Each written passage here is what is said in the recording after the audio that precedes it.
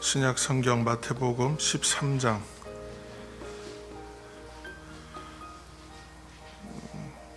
31절에서 32절, 주보에 좀 잘못 나왔는데 31절에서 32절까지의 말씀.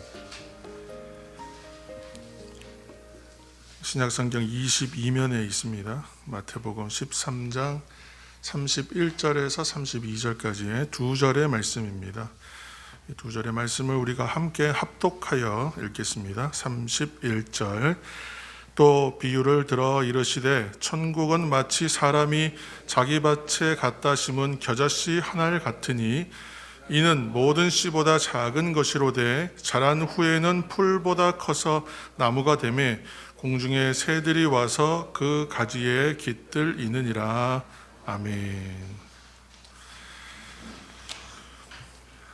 이전에 마태복음 그 13장에 있는 말씀, 마태복음 13장 말씀으로 설교한 적이 여러 번 있었던 것 같아요. 특별히 기억에 남는 것은 이제 씨 뿌리는 농부에 대한 비유를 가지고 했던 주일 설교였고, 또 금요일이나 또 여러 부분에서 이제 이 말씀을 좀 13장의 말씀을 좀 한 적이 있습니다.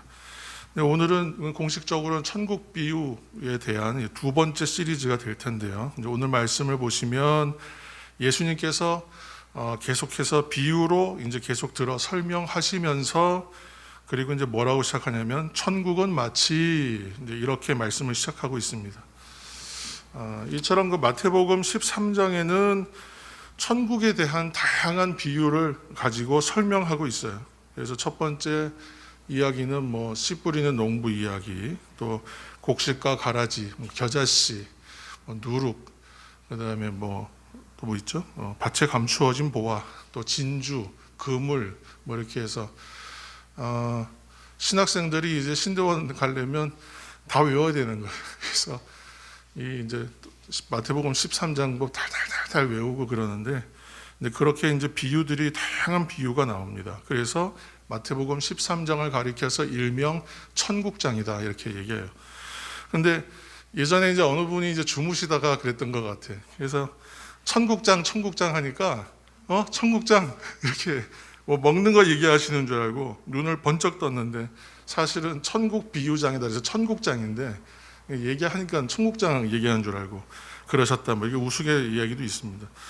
근데 예수님께서 이처럼 여러 비유를 들어서 설명하시는 이유는 하나님 나라에 대해서 알도록 이제 설명하시는 것이죠. 그래서 마태복음 13장을 가리켜서 하나님 나라 설명서, 하나님 나라에 대한 설명서 이렇게 설명하면 좋을 것 같아요.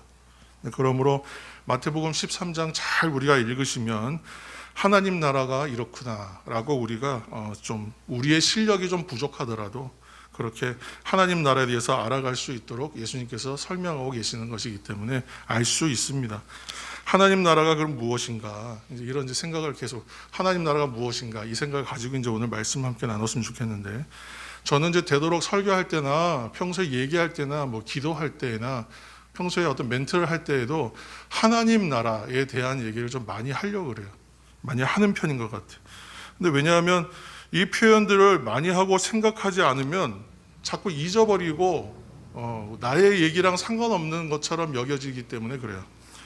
왜냐하면 우리가 살고 있는 이 땅 한가운데에서 살고 있는 이 삶은 여기서도 하나님 나라가 이루어져야 되고 또 하나님 나라가 이곳에 임해 있거든요. 성도가 꼭 죽어야만 하나님 나라에 가는 것으로 생각하시는데 그것이 아니기 때문에 그래요. 그래서 오늘날도 항상 말씀드리는 것처럼 내가 눈을 뜨면 세상을 살고 눈을 감으면 어떻게 해요? 하나님 나라를 산다. 마치 옛날 수도원의 수도사들이 들숨과 날숨, 숨을 들이마시면서 또 내뱉으면서 이렇게 하나님의 기도에 대한 말을 두 문장을 만들어서 마시면서 내뱉으면서 계속 그 기도를 자기 호흡 기도라 그래서 호흡했던 것처럼 우리도 그렇게 살면서 하나님 나라를 늘 소망하고 염원하는 마음을 소유하지 않으면 하나님 나라는 나와는 전혀 상관없는 것으로, 멀리 있는 것으로 여겨져서 하나님의 뜻과 상관없이 무관한 삶을 살게 되고 살 수밖에 없고 살아도 되겠다라는 생각을 하게 되는 것이 우리들의 모습이기 때문에 그래요. 그러므로 우리는 항상 눈을 뜰 때는 세상을 살고 눈을 감으면 하나님 나라를 산다. 그렇게 생각하면 좋겠어요. 그러면 이제 항상 생각하는 거죠. 하나님 나라를 내가 어떻게 하면 살 것인가? 하나님 나라는 무엇인가? 하나님 나라에 사는 사람이라면 어떻게 생활하란 말인가? 어떻게 살아가야 되는 것인가? 하고 이제 계속 생각하게 된단 말이죠. 그래서 우리는 내가 눈을 감을 때마다, 특히나 잠잘 때는 내가 이제 하나님 나라 살러 간다 하고 잠자는 거예요. 그리고 나서 이제 아침이 되면 어떻게 됩니까? 시간이 되면 우리가 깨어나죠. 깰 때가 오는 것이죠. 그래서 항상 제가 장례 예배 때 빼놓지 않고 하는 얘기는 그 말씀이 참 좋아서 그러고 말씀을 하는 건데, 성도들은 죽는 것이 아니라 잠시 잠자는 것입니다. 그 말씀을 꼭 나눕니다. 그리고 반드시 그래서 깰 때가 있습니다. 이렇게 얘기하죠. 제가 좋아하는 찬양 가운데 모든 민족에게, 좀 오래된 찬양인데 그 가사에도 보면 그런 가사가 나오거든요. 모든 영혼이 깨어서 일어날 때. 그래서 모든 영혼이 깨어서 일어날 때 주 예수를 부르는 자들은 다 구원된다. 이렇게 표현하는 것들이 나옵니다. 저는 이런 가사 참 좋아합니다. 그래서 하나님 나라는 무엇인가? 이 생각을 오늘 계속 함께 염두에 두시고 말씀을 따라오면 좋겠습니다. 현재 하나님의 통치가 있는 곳이라면, 하나님이 다스리시는 곳이라면 그 어디나 하나님 나라죠. 그래서 하나님이 다스리시는 곳이 그 어디나 하늘나라. 사람들이 마음속에 예수님을 영접해요. 사람들이. 그리고 하나님의 통치와 하나님의 다스리심을 사람들이 인정해요. 그러면 거기 하나님 나라가 이루어져요. 그래서 내가 마음 가운데에 온전한 믿음으로 순종하고, 그리고 하나님을 향하여 내가 하나님의 통치를 받아들이고 내가 인정하는 것이죠. 그렇게 하나님의 통치를 인정하고 받아들이는 사람들이 많아지면 많아질수록, 그렇게 하나님의 뜻대로 순종하고자 하는 사람들이 많아지면 많아질수록 하나님 나라는 확장되는 겁니다. 항상 이러한 일들이 우리 가운데 지금도 일어나고 있습니다. 한 사람이 예수님을 믿고, 한 사람들이 하나님 앞에 무릎을 꿇고 하나님의 뜻이 무엇인지 찾아가면서 그 뜻대로 살아가기를 원하고, 또 말씀에 내가 순종하여 살기를 원하는 사람들이 많아질 때마다, 그 한 사람들이 늘어날 때마다 하나님의 나라가 이 시간에도 그 통치가 확장되어 가는 거예요. 그런데 우리는 우리 눈에 그것이 보이지 않고 내 눈에 가늠되지 않기 때문에 마치 하나님 나라가 없는 것처럼 사람들이 살고 있어요. 나와는 전혀 무관하고 상관없는 멀리 있는 것으로 생각해요. 때로는 없다고 하는 분들도 많습니다. 그래서 우리가 이러한 하나님 나라에 대한 은혜를 소유하기를 예수님의 이름으로 축복합니다. 오늘 13장의 비유는 그래서 매우 유익해요. 그래서 주일에 이 말씀을 나누는 겁니다. 오늘날의 세상은 어떤 세상인가?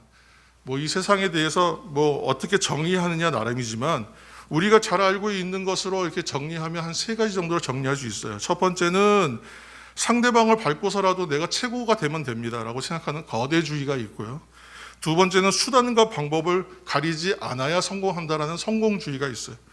세 번째는 사람의 인격과 사람됨을 평가할 때 그 사람이 얼마나 많이 가지고 있는가, 물질이 얼마큼 있는가, 경제력이 있는가를 가지고 따지는 황금만능주의. 이러한 생각들, 이런 사조가 휩쓸고 있는 것이 오늘날의 세상이죠. 구약시대의 이방 우상이었던 맘몬이 있잖아요. 맘몬. 영어로 하면 매머니즘입니다. 그래서 그런 이 경제 논리, 어떤 그런 많이 가지면 된다. 많이 가지면 그 물신이라고 하고 재물신이라고도 합니다. 하여튼 많이 가진 사람이 아주 최고다라고 생각하는 이런 경제 논리가 완전히 주도하는 세상에 살면서도, 그럼에도 불구하고 나는 하나님 따르겠다. 그럼에도 불구하고 내가 하나님 나라를 이 땅 가운데서 살겠다. 그렇게 고백하는 사람들이 바로 여기에 모인 여러분들과 저와 같은 사람들입니다. 그래서 예수 믿는 사람들을 여러 가지 이유가 있었지만 이러한 원인들을 가지고 예수 믿는 사람들을 그렇게 불렀잖아요. 저항하는 사람들. 예수 믿는 사람들은 저항하는 사람들. 프로테스탄트라고 그랬어요. 시대의 흐름에 순종하지 않는 사람들, 시대의 유행과 풍조에 휩쓸리지 않고 따라가지 않는 사람들, 그렇게 불렀어요. 근데 그렇지만 오늘날 교회는 어떤가? 오늘날 교회는 교회에서 오히려 그런 논리와 세상의 논리들을 더 적극적으로 차용하고 교회들이 활용합니다. 그리고 그렇게 해서 교회 몸집 불려가는 거에 힘써요. 성도 여러분, 세상에 시험이 있고 어려움이 있지만, 그죠? 어려움이 있지만, 그리고 그런 논리들이 있고 풍조가 있지만, 우리는 세상 따르지 않기로 작정하고 하나님을 향하여 마음 내어놓기로 결단한 사람들입니다. 그래서 우리는 바로 그리스도인들이죠. 예수님이 세상에 오셨을 때에 당시 세상의 최고의 패권 국가는 우리가 잘 아는 대로 로마였죠. 근데 로마가 추구한 거 뭐였냐면 세상의 힘이에요. 오늘날 얘기하고 있는 세상의 힘. 그 당시 로마는 황제를 숭배했습니다. 왜 그런가? 황제가 세상 최고의 권력과 재물을 가졌기 때문에 그랬어요. 그 자체를 가장 이상적인 모습이고 이제 최고의 지존자로 봤던 거예요. 그래서 황제 숭배했습니다. 그 로마는 가장 높은 수준의 세상의 지혜를 가졌다고 자부했었고 육체의 아름다움, 육체의 아름다움을 추구하는 그런 예술이 절정기였던 그 시대였어요. 그런데 그러한 세상을 목적으로 삼는 것이 아니라 그 세상에 비하여 한없이 작고 보잘것없고 아무도 주목하지 않던 나사렛의 이름 없는 한 청년을 따르는 사람들이 있었잖아요. 그들이 바로 제자들이었습니다. 그리고 그들의 다짐이 있었어요. 십자가를 지고 예수를 따르겠다라는 다짐이었습니다. 이것이 이제 오늘날까지 우리에게 와서 비전과 목적이 되고 있습니다. 시대는 좀 달라졌지만 그때와 지금의 모습이 똑같아요. 세상의 풍조는 로마 시대와 동일하고요. 그리고 그것에 따르지 않겠다고 고백하면서 아무도 인정하지 않고 하찮게 여기는 분을 따르겠다고 하는 사람들이 여전히 그리스도인으로 있고, 이 구조는 똑같아요.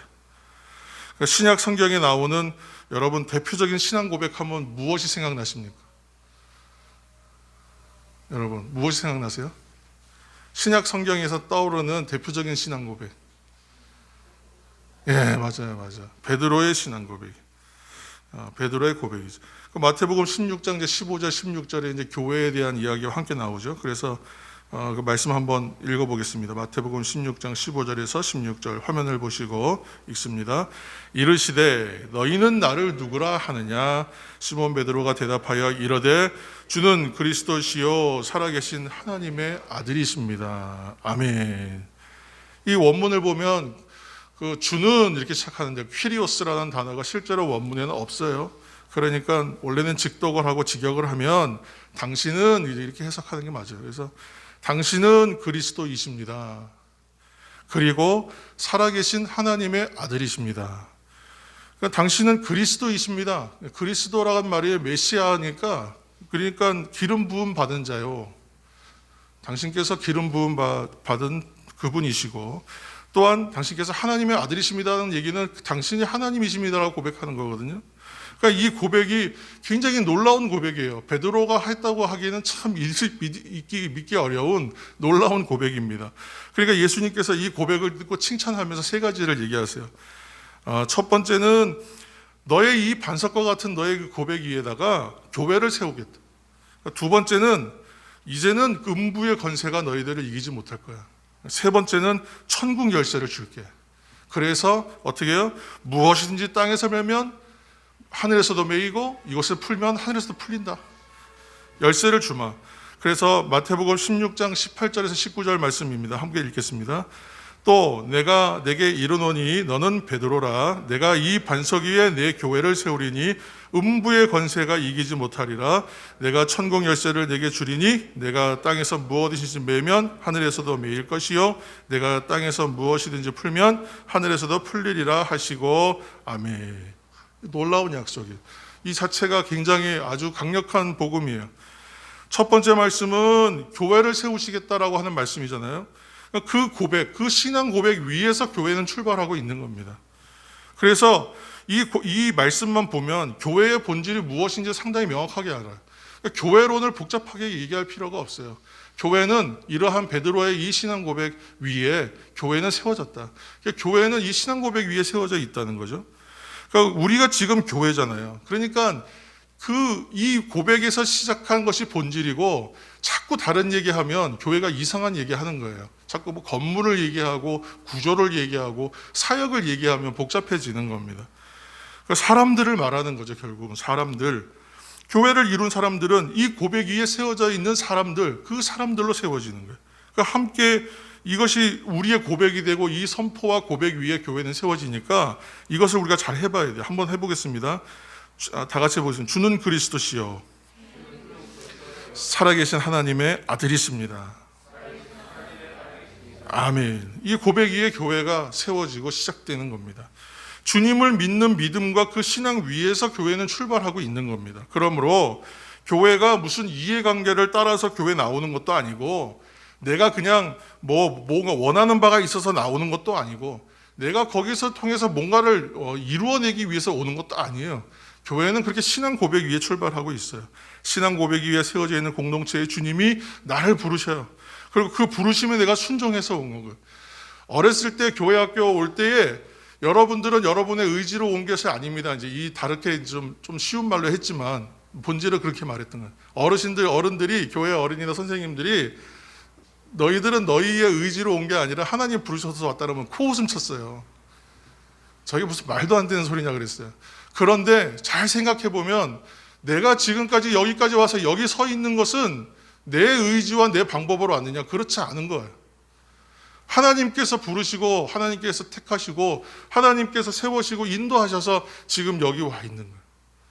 그렇더라고요.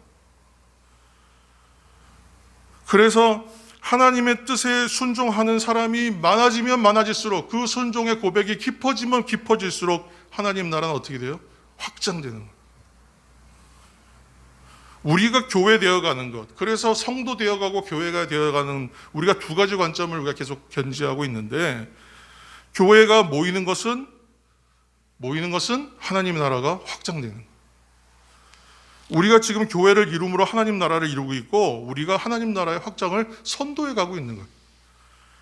그래서 내가 해야 될 것이 있어요. 우리가 이것은 바로 주님의 뜻이 무엇인지를 분별하는 거예요.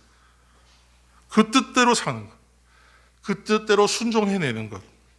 하나님의 통치를 인정함으로 인해서 하나님 나라가 확장해가는 방법은 그것이란 말이에요. 내가 하나님 뜻 분별하여 그 말씀에 순종해내는 것. 그러면 하나님의 통치는 확장되고 하나님의 나라는 확장된다. 이러한 고백 위에 세워진 교회를 이루어가는 것이 우리가 해야 할 일이라는 것입니다. 한 사람의 교회됨이라고 우리는 문장을 했었습니다. 그런데 말은 참 쉬운데 실제로는 이게 쉽지가 않더라. 왜 그렇습니까? 이 세상 속에서 살기 때문에 쉬운 게 아니에요. 세상이 이런 거를 할 수 있게 잘 도와주는 세상이면 참 좋겠는데, 이런 거 하면 이상하게 보고, 이런 거 하면 반대하고, 이런 거 하면 외면하기 때문에, 차별하기 때문에 오히려 힘들잖아요. 그래서 우리가 지금 코로나 때문에도 그런 것도 있지만, 예배드리기가 참 점점점 어려워지는 것은 왜 그렇습니까? 사람들이 이제 그런 환경들이 자꾸 우리와 역행하고 있는 환경들이 강화되고 있기 때문에 그렇습니다. 그래서 교회를 이루고 예배를 드리는 이유는 여러 가지의 의미들이 있지만, 하나님께서 말씀으로 우리를 격려하시기 위하여 모이게 하시고 함께 하게 하시는 것 같아요.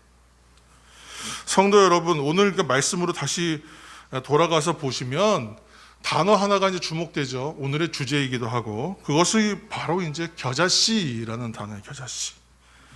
이것이 이제 오늘 우리에게 복음이 되는데, 겨자씨는 말 그대로 매우 작은 것을 상징하는 말이에요. 그러니까 헬라어로 하면 미크로, 영어로 하면 마이크로 그렇게 되겠죠. 근데 아주 작다는 거예요. 근데 정말 작은 것의 대명사로 유대인들이 겨자씨를 많이 언급한대요. 속담처럼. 그래서 아주 작은 것 얘기하지, 겨자씨 얘기하면 아주 작다라는 의미를 얘기하고 있는 거예요. 자, 마태복음 13장 32절 말씀 한 절 읽겠습니다. 32절입니다. 이는 모든 씨보다 작은 것이로되 공중의 새들이 와서 그 가지에 깃들 이느니라. 아멘. 이 겨자씨는 그냥 작다라고 말씀드렸어요. 아주 작은 것, 보잘것없는 것. 그런데 재미있는 것은 거기에 의미가 하나 더 덧붙여져 있어요. 작다라는 의미 외에 하나 더 덧붙여져 있는 건 뭐냐면 그 안에 응축된 것이 있다. 감추어진 것, 모여져 있는, 응축되어 있는 것이 있다. 뭐냐면 그 힘이에요. 그걸 뭐라고 말하냐면 생명이라고 말하는 거예요. 이 안에는 강력한 생명이 품어져 있다라는 의미가 더 하나 덧붙여져 있어요. 그냥 사실은 겨자씨라는 게 머스타드, 오늘날의 그 머스타드 씨앗이잖아요. 그런데 이 그냥 하나 있으면 그냥 하나의 씨앗일 뿐인데 이 안에는 생명이 감추어지고 응축되어 있다라는 거예요.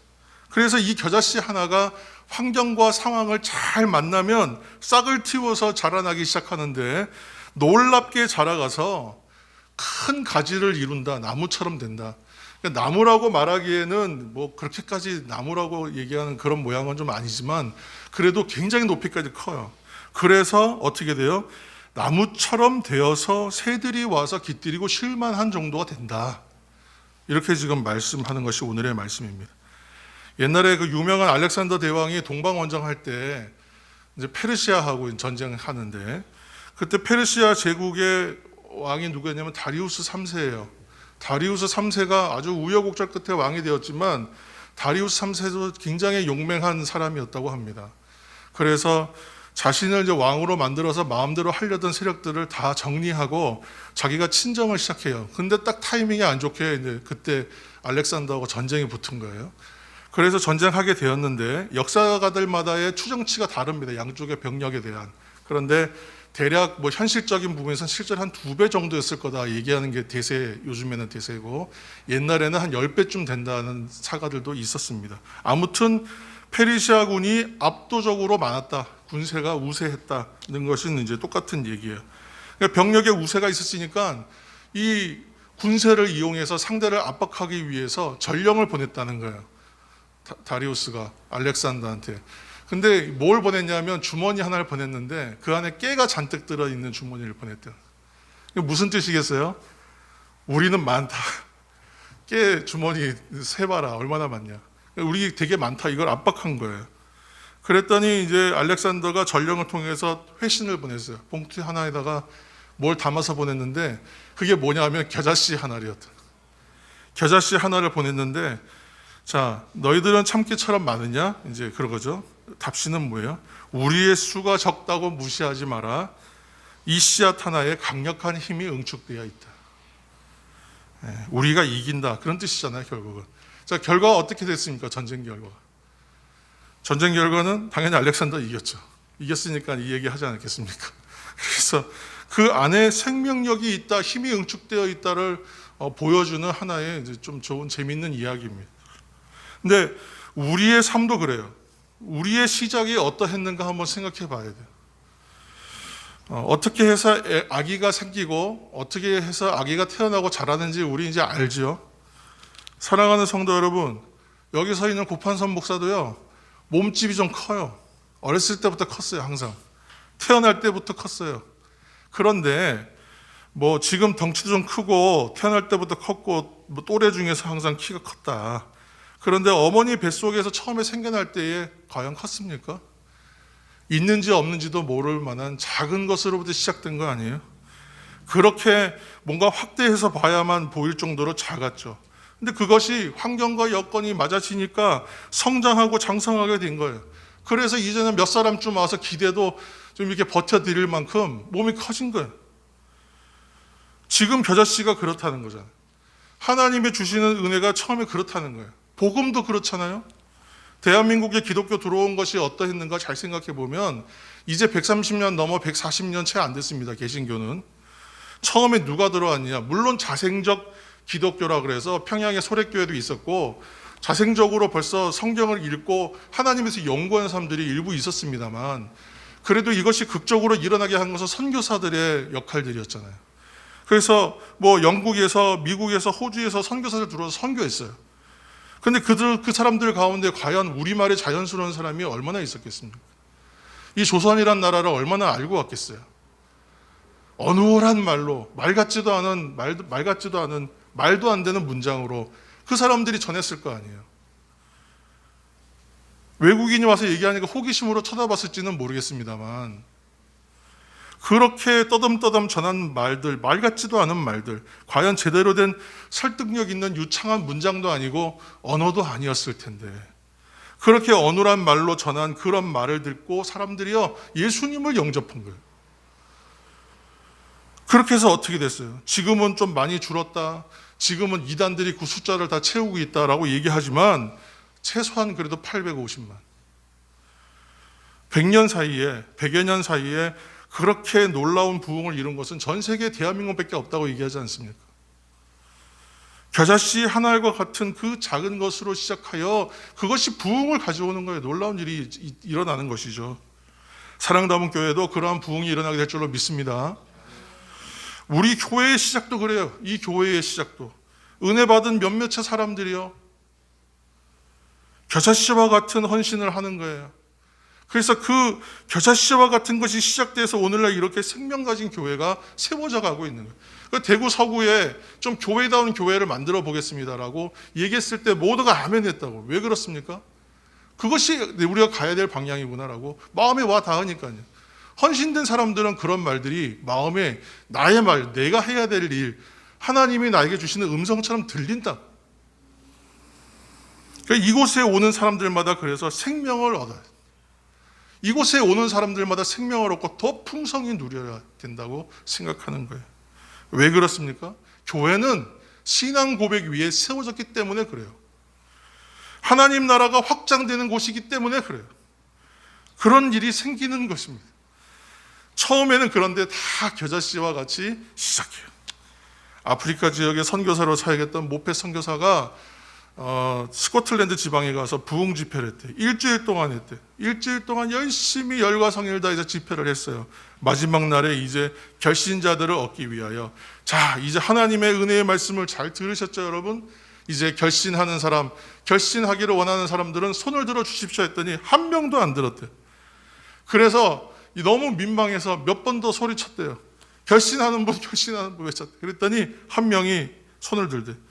청소년쯤 되어보는 애 하나가 손을 들더래. 모페 선교사가 어떻게 했을까요?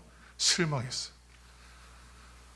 한 사람도 없다가 한 명 드니까 다행이긴 한데 겨우 한 사람인가? 내가 일주일 동안 이렇게 애쓰고 노력한 결과가 겨우 헌신자 한 사람밖에 없나? 하고 마음이 들었다는 거예요. 그런데 이 한 사람의 소년이었던 이 소년의 눈이요 반짝반짝 빛나요. 얘가 지금 마음에 불이 붙어가지고 눈이 반짝반짝 빛나요. 얘는 이미 마음에 불이 붙었어요. 이 아이가 그렇게 고백했다는 거예요. 하나님, 주님께 저의 생명을 드리겠습니다. 저에게 아프리카를 주십시오. 결단한 한 사람이었다는 거예요. 그 아이가 데이빗 리빙스턴이에요. 리빙스턴에 대해서는 평가가 좀 극단적인 평가들이 있습니다. 좋은 평가도 있고 그렇지 않다는 평가도 있어요. 지금 누구 하려는 얘기는 그 사람의 공과를 이야기하려는 건 아니에요. 이 사람이 어떻게 해서 시작된 사람이었는 걸 보는 거예요. 아프리카 탐험가로 유명하지만 실제로는 신학과 의학을 복수해서 공부했던 사람, 선교사 헌신하기를 준비했던 사람, 중국 가려고 했었대요. 그런데 그 집회, 아프리카 선교사 집회 듣고는 아프리카로 가야 되겠다는 마음이 들었다는 거예요. 그리고 그곳에 가서 죽었습니다. 그곳에서 헌신하다가. 그로 인해서 아프리카의 많은 영혼이 그 당시에 돌아왔습니까? 아니요. 많이 돌아오지 않았습니다. 그런 일은 일어나지 않았어요. 열매가 없어 보였어요. 대단하지 않은 일 같았어요. 그런데 그로 인하여 어떤 일이 생겼는가? 노예 무역과 노예 제도에 대한 사람들이 경각심을 갖기 시작합니다. 유럽이 각성하는 계기가 시작됩니다. 아프리카 인권에 대한 인식이 바뀝니다. 아프리카 선교의 기초가 그때부터 마련되었습니다. 그래서 그가 아프리카 선교의 아버지라고 불립니다. 어떤 일이 생기냐? 그 소년 한 사람으로 인하여 그런 일이 시작된다. 하나님께서는 전도에 미련한 방법으로 그렇게 하는 거예요. 그런데 그 한 사람으로는. 그런데 여기는 그 한 사람보다 많잖아요. 여기 한 사람 한 사람이 그래서 한 알의 겨자씨와 같은 마음을 가지고 그 한 알 한 알마다의 씨앗이 썩어지는 미랄이 되고 하나님의 불어 넣어주시는 따뜻한 성령의 바람을, 그 뜨거운 생명의 열기를 받으면 그 씨가요 싹을 틔우기 시작해요. 그러면 어떻게 됩니까? 자라서 사람들이 와서 깃들이고 실 만큼의 거대하고 놀라운 것을 이루게 될 줄로 믿습니다. 이 일들이 우리가 말 안 되는 것을 된다고 말하는 게 아니에요. 되지 않는 것을 말로만 된다고 말하는 것이 아니에요. 왜냐하면 이미 성경에 그렇게 수없이 증언하고 있고 이러한 일들이 있었다고. 이미 많은 인생들의 증거와 간증들이 너무 차고 넘칩니다. 우리가 부정할 수가 없는 사실입니다. 그런데 우리가 자꾸 안 된다라고 생각하고 있을 경우가 많아요. 안 된다. 여기는 뭐 조건 때문에 안 된다. 환경 때문에 안 된다. 상황 때문에 안 된다. 저도 그런 마음 들 때가 있어요. 안 될 것 같아요. 그런데 이것이 내가 안 된다고 생각하고 있으면 막는 겁니다. 하나님의 뜻을.